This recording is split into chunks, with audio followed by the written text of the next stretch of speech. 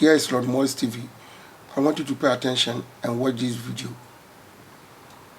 The real name of Africa is not Africa. Africa was given to us by the European and the British when they came to colonize us. And the real name means something great. But the word Africa in itself means a place of horror in Greek. So why exactly have we forgotten the name of our father? It's very simple. Over the years and years of our history being erased systematically, we have no option. We just call ourselves Africans without even knowing the real name. Now, the real name of Africa is called Alkebulan. And what this name truly means is the Garden of Eden, a place of unity, a place of blessing. Look at our traditional leaders and the slave trade. We blame the whites for the slave trade we went through. We blame the whites that they offended us. They took us as slaves. But let's wait for a minute. Who sold the black man to the whites?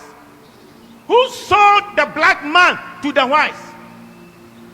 Our own traditional leaders. The enemy is not outside. The enemy is within. If we are asking the Europeans to pacify us and also to apologize to us, our traditional leaders must be the first to apologize on behalf of their ancestors for the evil they have done against their fellow blacks. Look at our attitude towards the environment and the destruction of our water bodies. All our river bodies have turned into dark brown. And you know what they said? In the next 20 years, if we don't stop this illegal mining, Ghana, we will import water to drink. Yet we don't care. And Chinese, they will come from their country into our forest, destroy our forest, destroy our land, and illegally mine and damage our waters. How can they come if the traditional leaders didn't give them permission to do that? And in one instance, while they were there, our military went there to protect them. Our own military that is supposed to protect us rather protected the foreigners to destroy our water and destroy our forest. The enemy is not outside, the enemy is within. If you look at our own systems and structures in our country, we don't have a better system to improve the lives of people. Pastor, I was surprised when I read in China, they had a 10-year vision, and they said from 2011, their vision was that in 10 years from 2011, and 10 years from 2011 will be what year? This year, 2021, that they will raise over 20% of the people to become multi-millionaires. Now in 2021, they have 1.8 million Chinese who are multi-millionaires in China, and they are between the age of 40 to 50 years. Multi-millionaires. The government intentionally decided that they would make sure they will have 20% of the population multi-millionaires.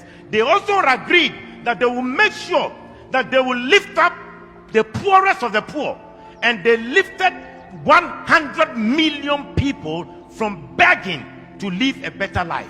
But in this country, in our country, we fight our own businessmen.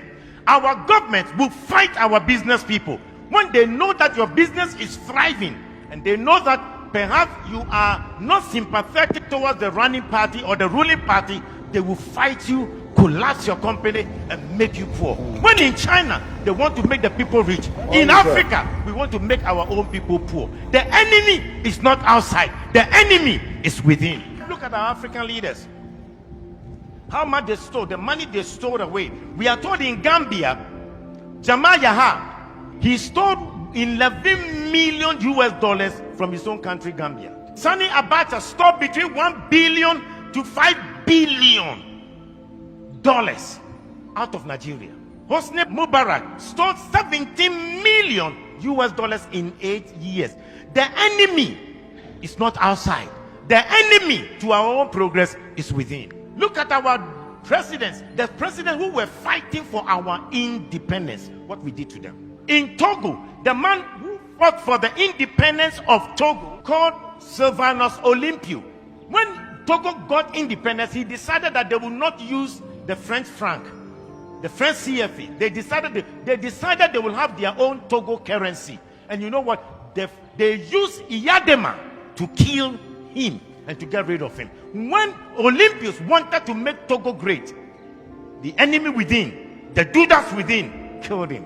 In Burkina Faso, the man who gave them independence, Maurice Yamago, was eliminated by his own people. When Thomas Sankara came, his own body group killed him and got rid of him. The enemy is not outside, the enemy is within. You look at our own country, Kwame Nkrumah started a new vision to develop Ghana, and who undermined him from within? They threw him out by Kotoka.